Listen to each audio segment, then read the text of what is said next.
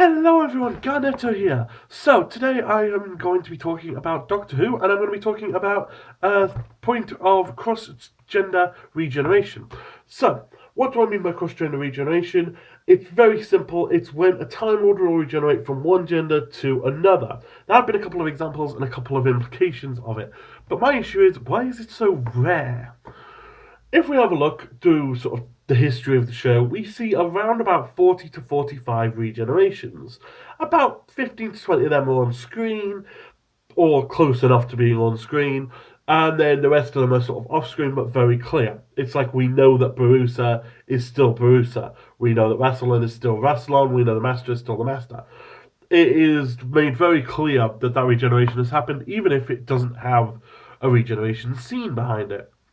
So yeah, the thing is that out of these 40 odd regenerations, let's just call it 40, only two of them have gotten cross gender regeneration. Three of them sort of. We'll go into a bit more numbers in a minute. But yeah, so we've got 40 and we only see two cross gender regenerations. So the two examples that we have are Missy and the General. We also have Corsair mentioned as well. In the 11th Doctor era, the Doctor mentions the Time Lord called Corsair, who had a snake tattoo on his wrist, or her wrist. And he mentions that whether he was in a male or female, he would always get that tattoo.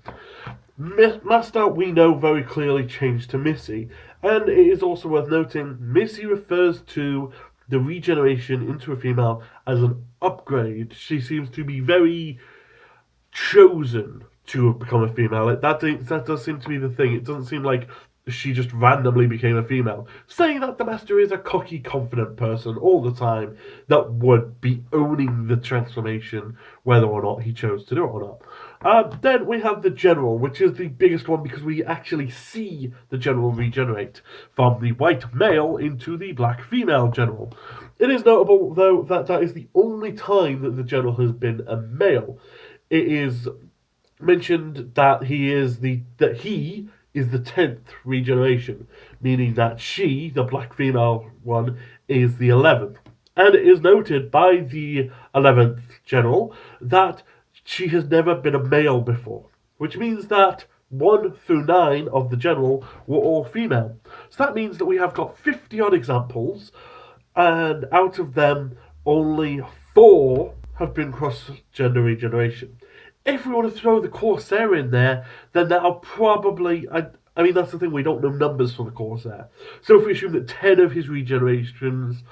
If we assume that he had 10 regenerations and assume that over half of them are cross species regeneration, let's say 7. This is literally just me pulling numbers out of my butt here. That's still, even if every single one of them was there, it doesn't fix the numbers. Because it's still 60 regenerations, 14 cross gender. That still is a quarter. That's still not a significant enough number. And that is assuming the Corsair has ridiculously high cross gender regeneration. More realistically, it's more like 10 to 60, which is a sixth, and that's just not the right amount for me. I think there's definitely got to be something more necessary. Now, I think that it is actually quite simple and staring us in the face as to why Time Lords don't regenerate into different genders most of the time. And that is because they need to choose it. We know that Time Lords have certain control over their regeneration. If we go back to Classic Era, we see Romana trying on 4 or 5 different bodies before settling on the body that she does, Lala Ward. So we see loads of regenerations there before settling on it. We see that David Tennant had an English accent because of Rose. We see that Peter Capaldi is Peter Capaldi because of the past meeting.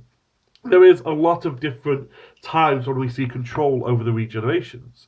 So I think that that is a very relevant point, is that they are able to control the regenerations to a certain point.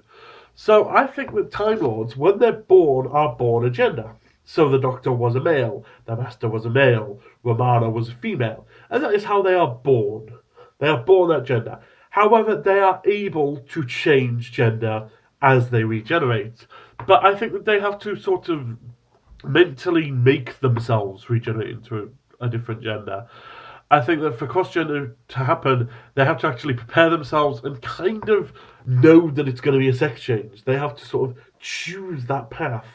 Obviously, we only see one of these happening.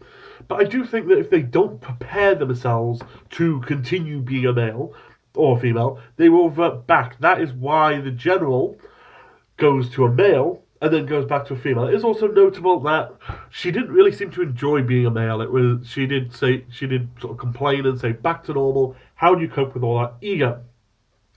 Now, of course, why would people change? This also does make a bit more sense because of the idea of genetics and mating. We've got to assume, because there is a male and female Time Lord, that there is some need for those genders.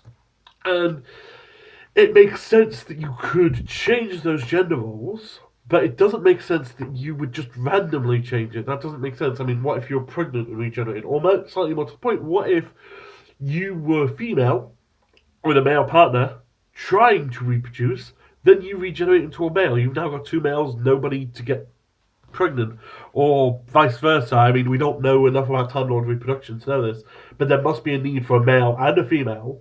So if it's two males or two females, one of those combinations just doesn't work. So you wouldn't be able to reproduce, you wouldn't be able to carry on your bloodline and your species. So it seems like it is logical that it wouldn't naturally occur, that you would need to force it.